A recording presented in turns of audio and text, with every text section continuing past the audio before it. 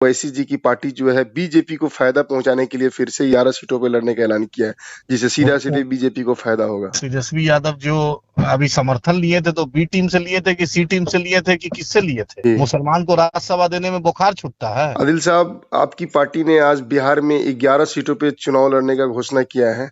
क्या जी। लगता है इन 11 सीटों में इस सीटों पर आपकी पार्टी दमखम से चुनाव लड़ पाएगी? आपके कैंडिडेट उस लायक हैं? कैंडिडेट तो पूरा टाइट है, इसमें कोई दिक्कत ही नहीं है। बैरिस्टर असदुद्दीन ओवैसी साहब के सामने प्रपोजल गया है, बिहार जी। यूनिट में प्रपोजल दिया है। इंशाल्लाह ताला सदर साहब अगर अप्रूव करते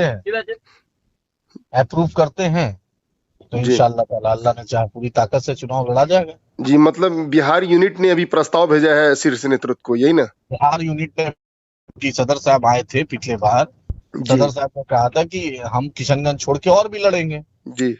उन्हीं के आदेश का पालन हुआ है। जी। आपको इंशाल्लाह। आपको भी कटिहार से टिकट देने की बात की जा रही है, इसमें क्या हाँ, नाम सच्चाई? तो गया, आप लोग की दुआओं से नाम तो गया। अच्छा। आज राष्ट्रीय जनता दल के प्रवक्ता हैं, बिहार स्टेट के प्रवक्ता हैं मृत्युंजय तिवारी, उन्होंने कहा है कि ओवैसी जी की पार्टी जो है बीजेपी को फायदा पहुंचाने के लिए फिर से इस तरह का मतलब ये 11 सीटों पे लड़ने का ऐलान किया है, जिससे सीधा-सीधे बीजेपी को फायदा होगा। मृत्युंजय तिवारी से पूछिए कि अभी तेजस्वी यादव जो अभी समर्थन लिए थे तो बी टीम से लिए थे कि सी टीम से लिए थे कि किससे लिए थे? जी। अभी जो समर्थन विधानसभा में जब 5 एमएलए भागा जी। इनका जो ए टू जेड भागा तो बेचारा मुसलमान ही न रहा, यही अख्तर उल इमानी साहब न रहे। जी। मुसलमान को राज्यसभा देने में बुखार छूटता है, जी। मुसलमान को हिस्सेदारी देने में क्या दिक्कत है? मुसलमान अपनी लीडरशिप नहीं खड़ा करे। जी। सीमांचल के साथ जो सौतेला व्यवहार हो रहा है, आप चलिए आइए किशनगंज स्टेशन, कटिहार स्टेशन,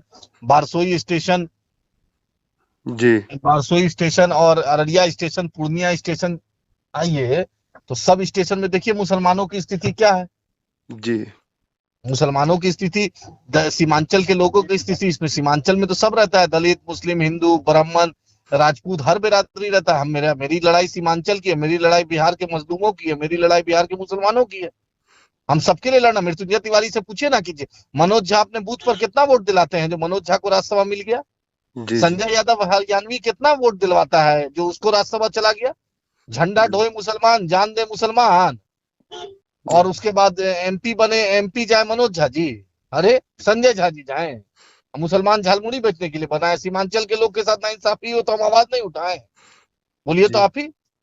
जी, अच्छा, ये मैं जान सकता हूँ कि जैसे अररिया, पूर्णिया, किशनगंज के अलावा और भी उन 11 सीट जो जिसके बारे में आपने प्रस्ताव भेजा। दरभंगा है, मुजफ्फरपुर है, ये है दरभंगा, मुजफ्फरपुर है, ये है आपका जी। बक्सर है, आपका गया है, भागलपुर है, आपका काराकाट है, उजियारपुर है।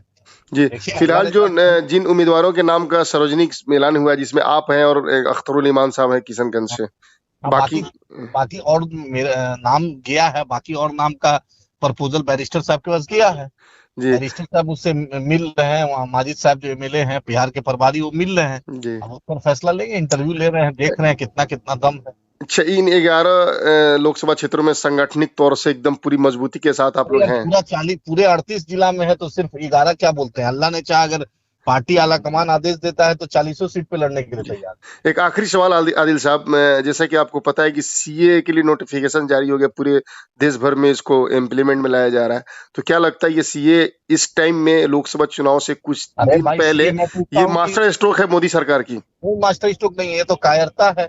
जब राम मंदिर का मार्केटिंग नहीं हुआ, थूक चाट कर नीतीश कुमार को अपने पार्टी में ले ही आए, टीडीपी से समझौता कर ही लिए, सब कुछ करके ईडी, सीबीआई, इनकम टैक्स पूरी ताकत लगा ही दिए, तो अब ये चाहते हैं ये भी एक स्ट्रोक है। लेकिन देश की जनता, बिहार की जनता, देश की जनता इनको ईवीएम में जवाब देगी।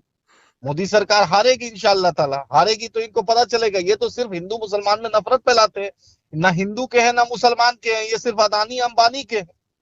आप ही बोलिए, बिहार इतना बीमारू राज्य, क्यों नहीं इसमें इन्वेस्टमेंट करवाए मोदी जी? अगर बहुत इनकी मोहब्बत थी बिहार से तो। हाँ जी। जी। आप ही बतलाइए, बिहार को 40 एमपी वाला बिहार, 26 एमपी वाला गुजरात का मुंशी मैनेजर बना हुआ है, उसका मजदूर बना हुआ है, सब फैक्ट्री खुल रही है गुजरात में, और कमीशन मिल रहा है इलेक्ट्रॉन बॉन्ड्स के जरिए से बीजेपी को। अब बेचारा बेचारा बिहार का लोग, झारखंड का लोग, यूपी का लोग, बंगाल का लोग इनको हिंदू मुसलमान के नाम पे वोट दे दिया है इनको। चलिए, बहुत-बहुत शुक्रिया हमारे साथ बात करने के थैंक यू सर। लिए।